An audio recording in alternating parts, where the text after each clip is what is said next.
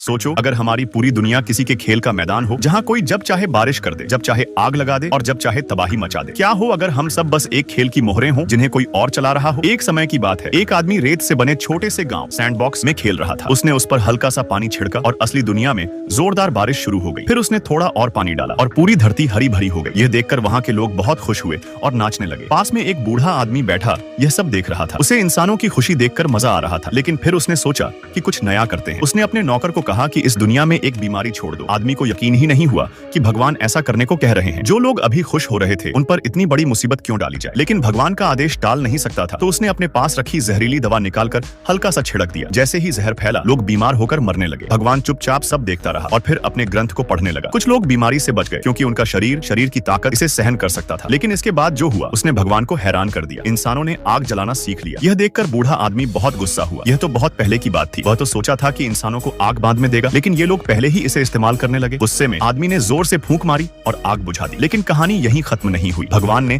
इंसानों को सबक सिखाने के लिए कहा कि उनके पीछे हाथियों का झुंड छोड़ दिया जाए। आदमी ने रेत के गांव में इशारा किया और असली दुनिया में बड़े बड़े हाथी इंसानों के पीछे दौड़ पड़े। डर के मारे इंसान अंधेरी गुफाओं में छिप गए। भगवान यह देखकर खुश हुआ और आराम करने चला गया। कुछ देर बाद जब उसने आंखें खोली तो देखा कि इंसानों ने फिर से अपनी दुनिया संवार ली है। यह देखकर वह बहुत गुस्से में आ गया। उसने कहा कि सबसे ऊंची इमारत गिरा दो। आदेश मिलते ही आदमी ने जलती हुई तीली इमारत पर फेंक दी। एक बड़ा धमाका हुआ और चारों तरफ चीख पुकार मच गई। भगवान यह देखकर खुश हुआ, लेकिन पूरी तरह संतुष्ट नहीं हुआ। उसने और जोर से फूंक मारी, जिससे आग और तेज फैल गई। वह अपनी ताकत देखकर खुश होकर नाचने लगा। जब उसने देखा कि लोग इमारत से बाहर भाग रहे हैं और दमक्कल की गाड़ियां आग बुझाने आ रही हैं, तो उसे बहुत गुस्सा आया। उसने कहा कि ये विनाश तबाही रुकना नहीं चाहिए। इसलिए उसने अपने नौकर को कहा कि एक बड़ा तूफान भेजो। आदमी ने हाथ घुमाया और देखते ही देखते बवंडर ने पूरी इमारत को निगल लिया। ऊपर जो लोग बचने की कोशिश कर रहे थे वे एक पल में गायब हो गए। भगवान ने यह सब देखा, फिर हाथ हिलाया और अपने नौकर को रुकने का इशारा किया। लेकिन यह दयालुता नहीं थी। बस दोपहर का खाना खाने का समय हो गया था। वह इतनी छोटी बात के लिए अपना आराम खराब नहीं करना चाहता था। अब सोचो, अगर हम सच में किसी और के बनाए गए खेल का हिस्सा हैं, तो क्या हम अपनी किस्मत खुद बना सकते हैं या बस वैसे ही नाचते रहेंगे जैसे कोई हमें नचाएगा।